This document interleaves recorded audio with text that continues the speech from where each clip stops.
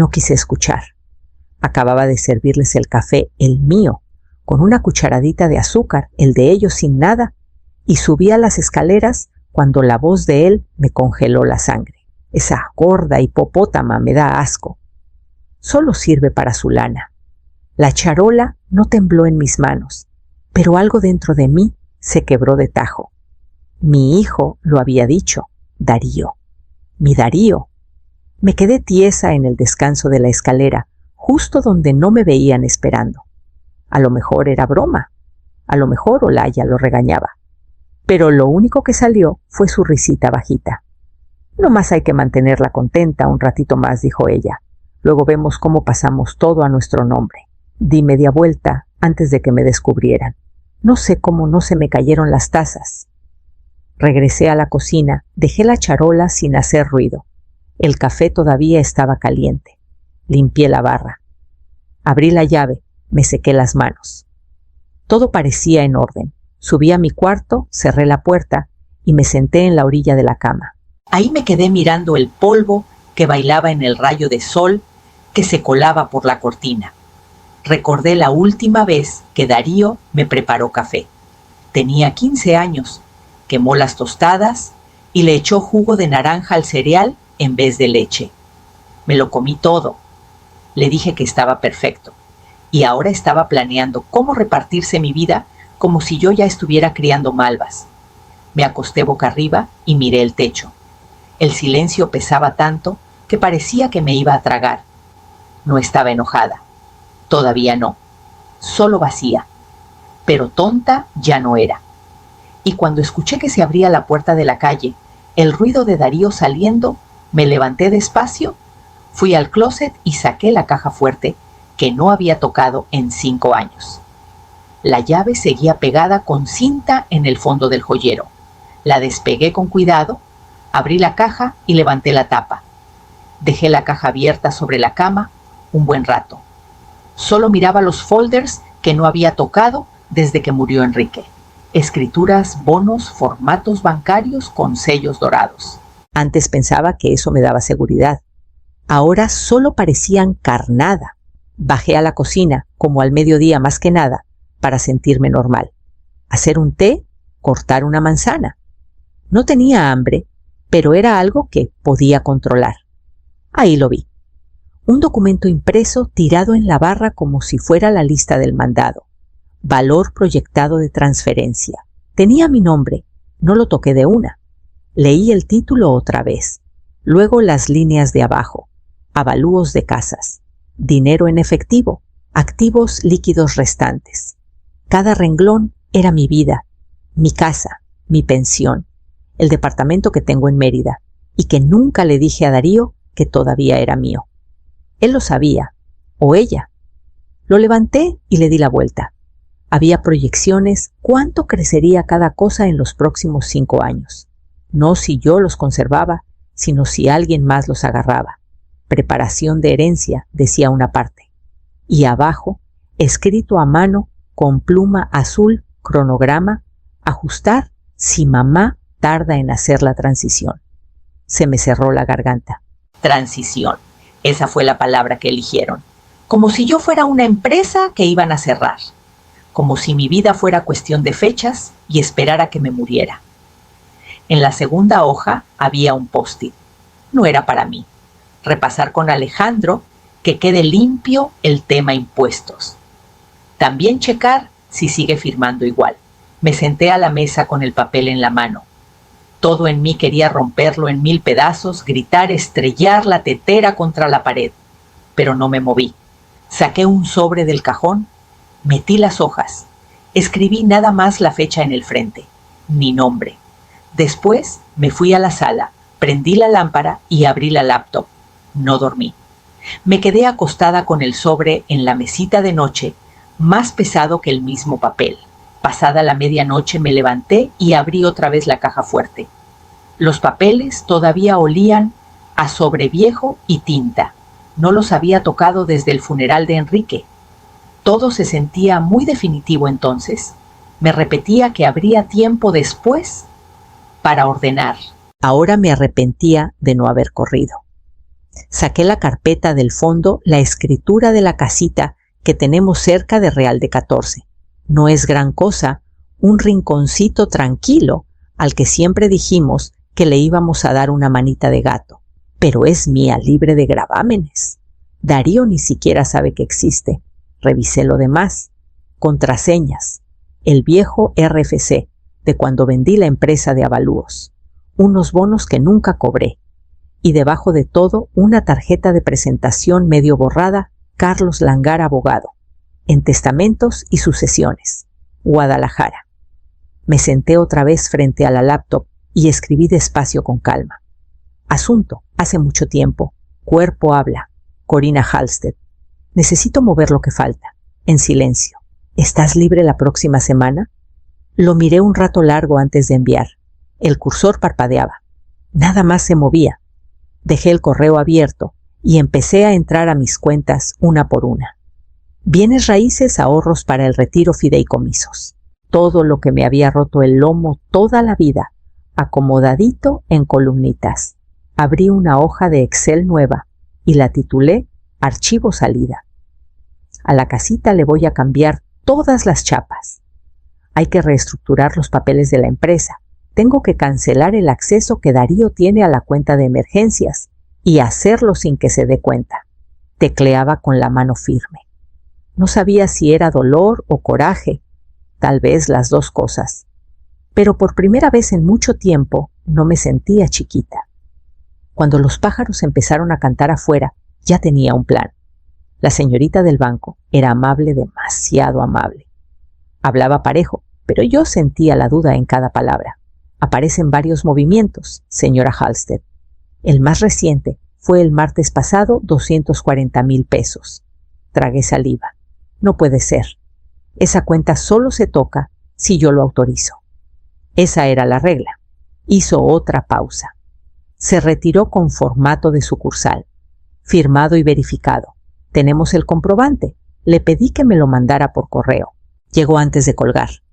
Abrí el archivo con las manos heladas. Ahí estaba clarito mi nombre, mi número de cuenta, mi supuesta firma. Pero no era mía. Yo conozco mis curvas, mi inclinación. El que firmó ni siquiera se esforzó mucho. El segundo retiro era de 3 semanas antes, 720,000 pesos. Misma tinta. Misma curva falsa. Total, casi 1,000,000 de pesos. Me quedé mirando el número como si fuera a achicarse si lo veía suficiente tiempo.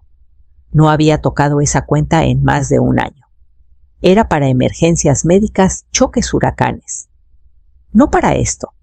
Descargué los 2 comprobantes, los renombré y los guardé en un disco encriptado que tengo escondido detrás de la puerta de la despensa. Luego marqué el número de la tarjeta de Carlos Langar. Contestó al segundo timbre. Hiciste bien en llamarme, dijo después de que le conté todo. No toques más la cuenta. Esta misma tarde mando a alguien a levantar el reporte por fraude. Ni una palabra a tu hijo. Le agradecí. No sé si se me quebró la voz. Colgué, me senté a la mesa de la cocina y miré por la ventana mientras silbaba la tetera. Me había robado. A propósito, en silencio. Y lo peor, ni siquiera se molestó en esconderlo bien. Porque pensaba que yo nunca revisaría, porque creía que no me iba a defender. Esa misma tarde cerré la cuenta mancomunada y pedí los estados de cuenta impresos de los últimos 2 años. Me dieron un sobre gordote, todavía tibio, de la impresora. Manejé directo a casa y empaqué mi primera caja. El olor a ajo y romero llenaba la cocina mientras Darío sacaba el lomo del horno. Olaya había puesto la mesa a medias, con platos disparejos y una jarra de vino desportillada que siempre decía que era vintage. Se sirvió una copa antes de que nadie se sentara. Yo puse la canasta del pan en el centro, junté las manos en el regazo y esperé a que empezara el teatro. Darío cortaba despacio como si estuviéramos en una comida de gala y no en un almuerzo de 3 personas. En una casa que ya no sentía mía. ¿Cómo sigue esa tos, suegra?, preguntó Olaya, con su vocecita dulce cortando la carne en rebanitas perfectas. El cuarto de huéspedes agarra mucha corriente en esta temporada. Sonreí. Ya decidí mudarme. El cuchillo se quedó a medias. Tomé un sorbo de agua. Tengo unas propiedades que revisar. La casita de campo. Y se me antoja pasar temporada en San Miguel de Allende otra vez. Cambiar de aire. Darío carraspeó. No hace falta, mamá. Aquí tenemos todo controlado. Lo sé, dije suavecito. Por eso es buen momento para irme. No preguntaron más. Olaya asintió con educación. Darío forzó una sonrisa y el resto de la comida se fue en pláticas de carretera del tráfico en la carretera a Querétaro y de lo tarde que se pusieron las jacarandas este año. Me levanté antes del postre. Dije que iba a revisar el buzón. Salí con el suéter puesto, aunque no hacía tanto frío, y me lo subí hasta la mitad. En el bolsillo interior, debajo de un Kleenex y una lista del súper que no necesitaba, iba una memoria USB. Adentro, los comprobantes escaneados, documentos del fideicomiso, transferencias de escrituras y toda la hoja de Excel que decía archivo salida. En mi cuarto la metí en un sobre acolchado ya dirigido a la oficina del hangar. No se iban a dar cuenta de que faltaba, pero sí iban a notar lo que venía después. Al día siguiente hablé con la corredora que vendió la casa de mi comadre cuando falleció.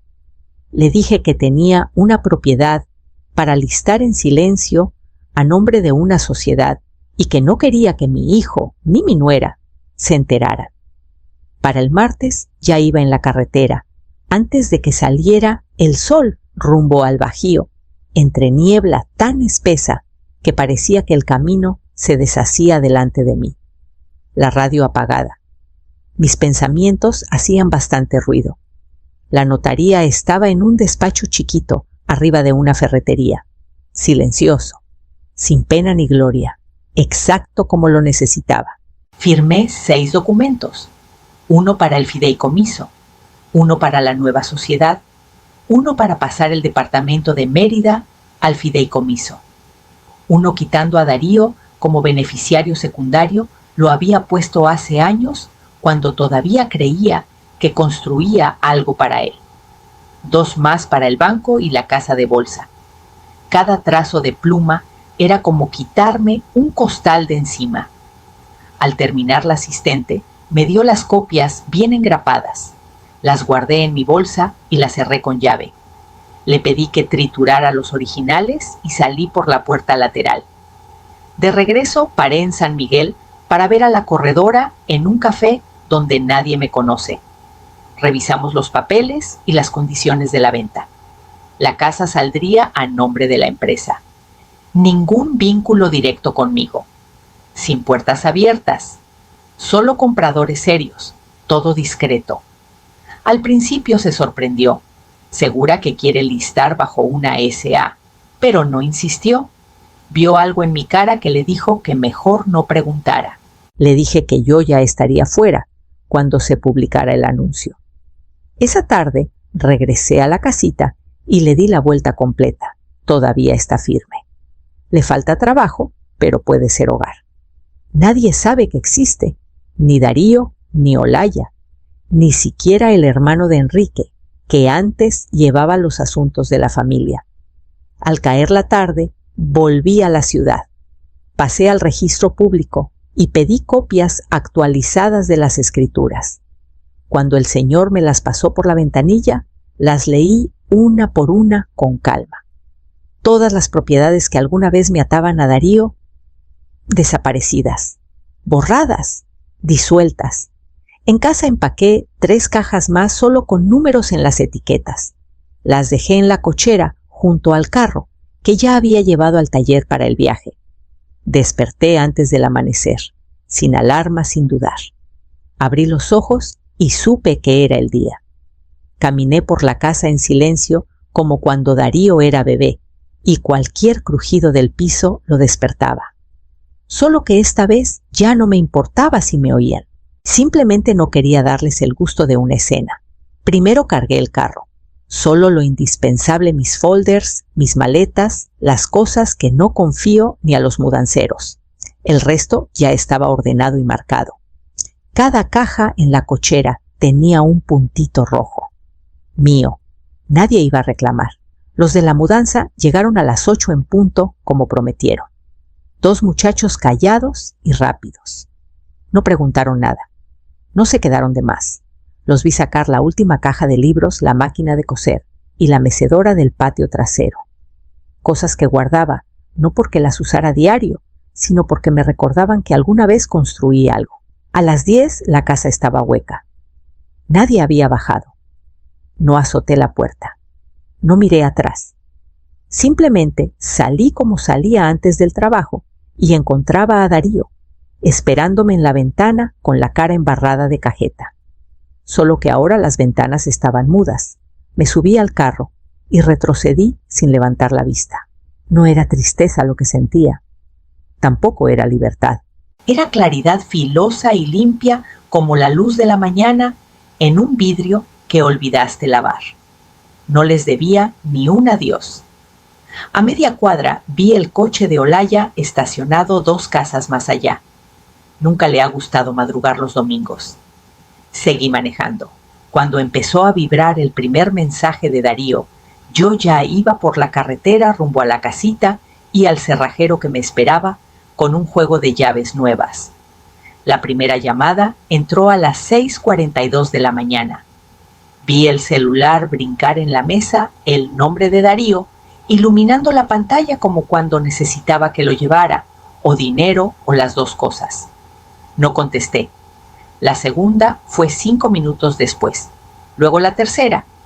Para la quinta ya le quité el sonido. Los dejé amontonarse mientras revolvía mi té. Hasta el mediodía escuché el primer mensaje de voz. Mamá, ¿dónde está la escritura de la casa? Hoy le tenía que mandar el archivo a Alejandro y no está en el cajón. ¿La moviste? Sonaba molesto. Todavía no preocupado. Lo guardé. Escuché el siguiente. No entiendo. Olaya está histérica. Las cuentas están raras. Algunas ya no me aparecen en mi acceso. ¿Moviste algo? ¿Qué pasa? Ahí estaba la inseguridad. La primera grieta en la voz de alguien que nunca se imaginó que yo me movería sin pedir permiso. El tercero fue más corto. Solo respiraciones pesadas y un portazo de fondo. Los borré todos. Después apagué el celular y lo guardé en el cajón junto a la linterna y las pilas de repuesto. Ya no pertenecía en la mesa. Pertenecía a las cosas que solo sacas cuando hay tormenta. Afuera el viento se había levantado. Se oían los pinos alrededor de la casita meciéndose como fantasmas inquietos. Salí al porche, me senté con mi té y escuché el crujir de la madera bajo mis pies, ese crujir que te recuerda que el mundo todavía pesa. No me sentía orgullosa, no me sentía vencedora, pero ya no tenía miedo. Esa noche prendí la chimenea y escribí una lista de las cosas que todavía me pertenecían, cosas que nadie había firmado ni retirado a mis espaldas. La mayoría ni siquiera eran objetos. Iba a la mitad cuando sonó el teléfono fijo una vez y colgó. No revisé quién era, solo volteé la hoja y seguí escribiendo. Los correos empezaron a llegar en racimos, notificaciones del administrador del fideicomiso del Banco de la Corredora. La casa se vendió en menos de 48 horas. Oferta limpia, de contado, por encima del precio. La sociedad aceptó sin dudar. Darío nunca supo quién era el vendedor. Su nombre nunca estuvo en los papeles. Para el jueves, la cuenta mancomunada, de donde había estado sangrando poquito a poco, quedó congelada por movimientos irregulares y posible falsificación de firma. El banco abrió investigación. Yo no tuve que decir ni mu, solo envié los comprobantes escaneados y dejé que el área de fraudes hiciera su trabajo. El viernes me habló Langard. Olaya había intentado contactar una de las casas de bolsa de mis registros antiguos. Le dijeron con toda la amabilidad del mundo que no estaba autorizada. Llamó y llamó, hasta que dejó de intentarlo. me imaginé el momento exacto en que la tarjeta dejó de pasar, el primer transacción rechazada, el pago del coche devuelto, el colchón que creía infinito de repente seco. No me burlé, pero tampoco les tuve lástima. El último mensaje fue del mismo Darío. Una sola línea sin signos. ¿Por qué me haces esto a tu propio hijo? Lo leí un rato largo. Hace 15 días me había llamado gorda hipopótama. Le dijo a su esposa que solo servía para mi dinero. Falsificó mi firma. Se llevó casi 1 millón de pesos creyendo que nunca me daría cuenta. Y ahora quería saber por qué no contesté. No había nada que decir que no alimentara esa parte de él que todavía creía que yo le debía algo. El silencio iba a hablar más fuerte. Cerré la laptop y me levanté dejando que la pantalla se apagara sola. Afuera las nubes se habían abierto y entraban rayitos de sol al porche. Salí, respiré hondo y por fin sentí que se me quitaba el peso del pecho. Ya no había más trámites, ni llamadas que esquivar, ni versiones de mí que explicar. La última caja se deslizó por el piso con un golpe suave. Nada pesado. Solo unas sábanas, mis libros y la tetera que me negué a dejar. Me quedé parada en medio de la casita, todavía recuperando el aliento, todavía escuchando. Las cerraduras nuevas las habían puesto el día anterior. Vi al cerrajero probar cada una el clic limpio y firme de los cerrojos, fuertes, definitivos, sin llaves de repuesto regaladas, sin copias en el cajón de los trastos. Este espacio todavía no hacía eco, pero lo haría. Ahora era mío, solo mío. Fui a la mesita de la cocina y dejé mi bolsa. Olía leve a pino del limpiador que usé la noche anterior. Nada de romero ni cítricos falsos, solo limpio. Del bolsillo lateral saqué un portarretratos pequeño envuelto en un trapo de cocina. La foto está vieja con las esquinas gastadas, pero todavía se ve claro cómo sonreía yo antes. Tengo a Darío en brazos, no tendría ni 6 meses, su manita apretando mi collar con esa fuerza bruta que tienen los bebés cuando creen que todo sigue siendo parte de ellos. La miré un momento, sin dolor, sin nostalgia, solo reconocimiento. Esa mujer de la foto lo intentó, amó con todo, se sacrificó más y nunca se imaginó que llegaría este día. Creía que amor de verdad era que te necesitara, pero yo ya no era esa mujer. Fui al cajón de junto a la cama, el que todavía se atora un poco, y guardé la foto. Suave, no escondida, solo guardada. No la necesito afuera para verla todos los días. Cerré el cajón y me enderecé. Después me volteé hacia la ventana, donde la brisa movía los pinos como un suspiro que llevaba años aguantando.